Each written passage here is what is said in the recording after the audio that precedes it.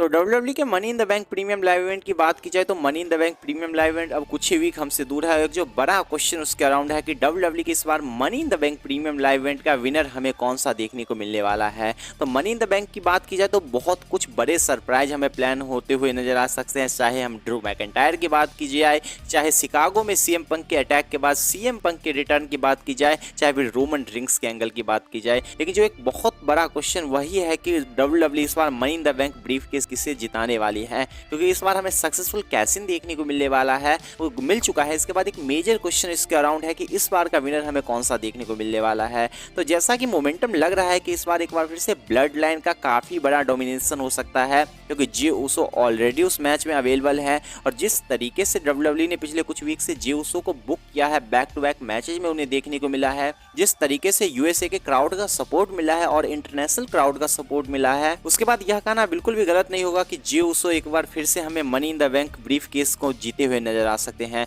उनके लिए बहुत बड़ी अपॉर्चुनिटी होने वाली है कि डब्ल्यूडब्ल्यू के वह ब्रीफ केस को जीत ले, क्योंकि ऑलरेडी अभी से ही स्पेकुलेशन चल रहा है कि रोमन रिंग्स के रिटर्न के बाद फैमिली रियूनियन हमें देखने को मिलने वाला है, जिमी और जे ऊसो का रिटर्न हमें देखने को मिलने वाला है और ब्लड लाइन एक बार फिर से रीफॉर्म होने वाली है। तो बहुत बड़ा एक ऑप्शन है कि डब्ल्यूडब्ल्यू एक और टॉप लेवल पे उनके बुकिंग को ले जाए, क्योंकि ऑलरेडी बहुत सारे अपोनेंट हैं। ड्रू मैकइंटायर भी है, लेकिन हमें पता है कि ड्रू मैकइंटायर और सीएम पंक का स्टोरी लाइन क्या चल रहा है। स्पेशली शिकागो में जो हमें ब्रूटल अटैक देखने को मिला, उसके बाद अभी कुछ प्रिडिक्ट करना कि ड्रू मैकइंटायर जीतने वाले हैं बहुत ही ज़्यादा मुश्किल है। तो ड्रू मैकइंटायर के बाद अगर देखा जाए तो एक बहुत बड़ा जो नेम सामने आ सकता है वह जे ऊसो का ही है। रोमन रिंग्स को लेकर भी रिपोर्ट का कहना है कि वह मनी इन द बैंक में हमें नजर आ सकते हैं, उसके आसपास या फिर ब्लड लाइन के अराउंड कुछ मेजर सेगमेंट हमें देखने को मिल सकते हैं। इन सब के बाद अगर देखा जाए, यदि जे ऊसो को WW as a money in the bank briefcase winner बनाती है तो जे ऊसो के सिंगल सुपरस्टार के कैरियर के लिए एक बहुत बड़ा अचीवमेंट होगा।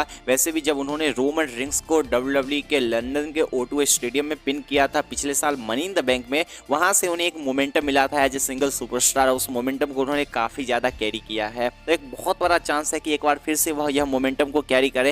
हालांकि इस बार मनी इन द बैंक हमें कनाडा में देखने को मिलने वाला है, तो काफी कुछ चेंजेस है। सैमी जेन का होम ग्राउंड होने वाला है, बहुत कुछ कनाडा के क्राउड से हमें देखने को मिल सकता है उनके लिए। लेकिन जे ऊसो के लिए अभी ज्यादा मैटर नहीं कर रहा है कि आप यदि फ्रांस में चले जाए या फिर से पहले यूएसए और या यूके के शो की बात करें, वहां पे सारे जगह उनका रिएक्शन सेम ही रहा है। तो क्राउड के लिए अभी फेवरेट हो चुके हैं जे ऊसो। इसके बाद यह कहना बिल्कुल भी गलत नहीं होगा कि जे ऊसो इस बार हमें money in the Bank brief case को जीतने के काफी क्लोज आते हुए या फिर क्या पता जीते हुए नजर आ सकते हैं। लेकिन इसके बारे में आपका क्या थॉट है कि क्या फाइनली जे ऊसो डब्ल्यूडब्ल्यू के money in the Bank brief case को जीते हुए नजर आने वाले हैं या नहीं आने वाले हैं? इसके बारे में आप कमेंट बता सकते हैं। साथ में like share subscribe and bell notification को ऑन कर सकते हैं। And see you guys again in my new video.